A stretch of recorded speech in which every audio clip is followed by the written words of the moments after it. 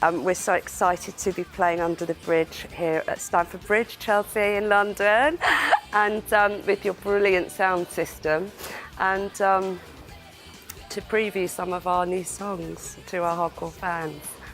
We've been recording in the last couple of months because we were on tour really all of last year and the year before, and we had an EP out called Christiana Obey, which was a set of new songs which we just wanted to see for our hardcore fan base, and it went so well that we thought, hey, you were going to write a new album. Special guests for the night are our very good friends Tenek, who have supported us before.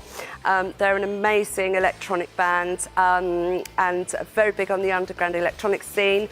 They also remixed our last single, Christiana Obey. They're very good friends of ours, and they also have a new album out called Smoke and Mirrors. The other special guest is very good friend Mel Sampson, who's the singer and songwriter in the band Canellis, and they won the Brighton Best Band Award, and they also run the Cure Alternative live stage at Brighton Pride, where we headlined last year. So we're really excited to have them support us. Shout it out. Shout it out. Well, it's one of the greatest honours and best moments of my life. Myself and the band grew up. The Cure are one of our favourite bands, so to be asked to sing a duet with Robert Smith, he just called me one day and asked, he'd written a song as a duet and wanted me to sing, and I said, yeah, of course, and it was like, when? And he said, tomorrow.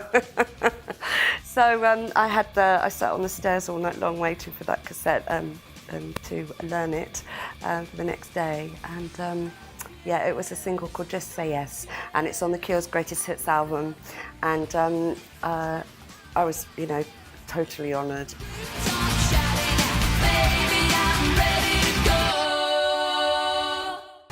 Yeah, it was amazing working with my friends The Prodigy on Fat of the Land.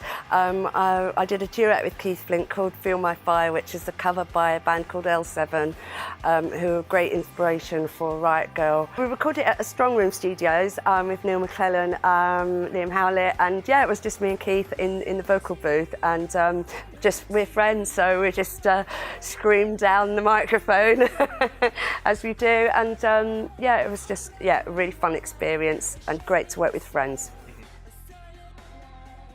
Bands back in the 90s, I started in a band called Enjoy, who started around the same time as The Prodigy from Essex, and we did hundreds of gigs in the acid house scene in the late 80s and early 90s.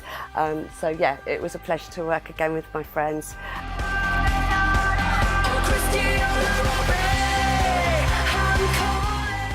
The Republica gig was at the Royal Albert Hall, and it was like a private party, and I'd met Mick Jones actually with Jar Wobble a week before at a party, never thinking that he would turn up to our gig, and the guy at the backstage door said, "Oh, Mick Jones is here to see you.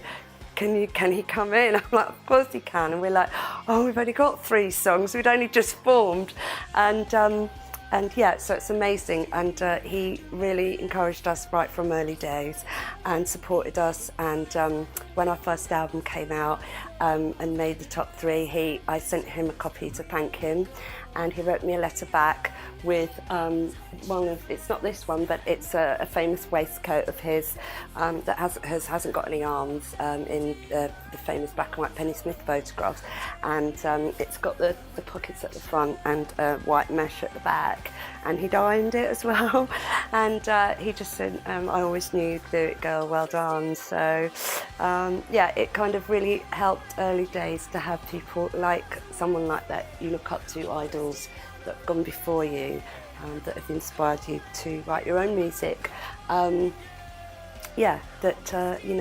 Support and encourage and help the next generation of musicians coming up through. So yeah, the week later we were playing a Vauxhall Arches to like 3 people, but it was kind of a start.